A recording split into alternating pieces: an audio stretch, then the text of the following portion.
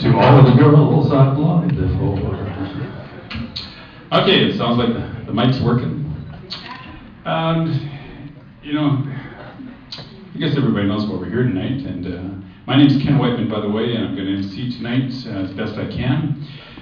First, I'd like to recognize a couple of people that are in the audience. I'd like to recognize our acting mayor, Dan Washington, who's here tonight. My good friend Richard Bird's over here. Perfect. That motorcycle ride's still on anytime you want to go, buddy. Okay. Okay. You got a bit more speed than I have. Great.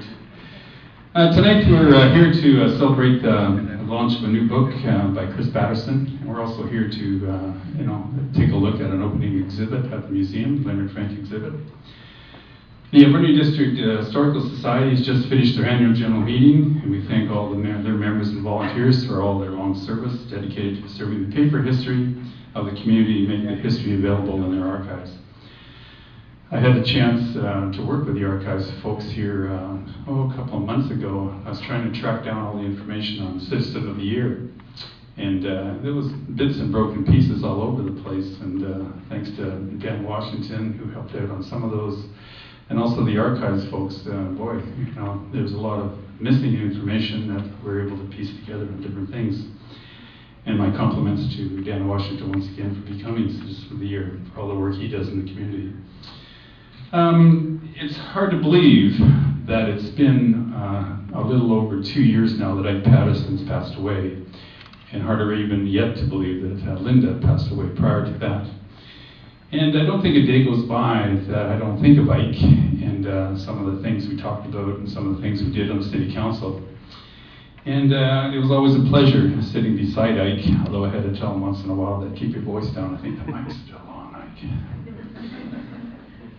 But that was long ago, and I think that Kris Patterson is an excellent legacy for Linda and Ike. And I didn't really know Kris for a long time. I knew Ike and Linda for quite a bit, but then one time I was running the federal youth projects for the federal government here in town through my company, Pinnacle Youth Works Incorporated. And one time, Kris suddenly became one of those participants. And I always urged Kris to get out of Dodge, get out of Port Alberni, go on to Malaspina College, because this gentleman is a bright guy, and I think he could accomplish anything that he sets his mind to. And you'll notice that Kris has a very dry sense of humor, and for those of you who don't understand Kris, where's he coming from? But he's got a really dry sense of humor, but he's very sharp and he's very witty.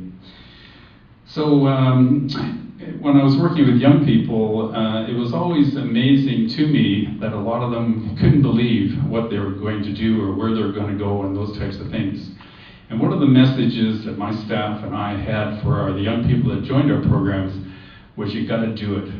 You just have to get out there and do it. Because if you don't, where does the momentum start? It starts with you, and by just adopting that philosophy, do it, you can make things happen. And Kris has done that.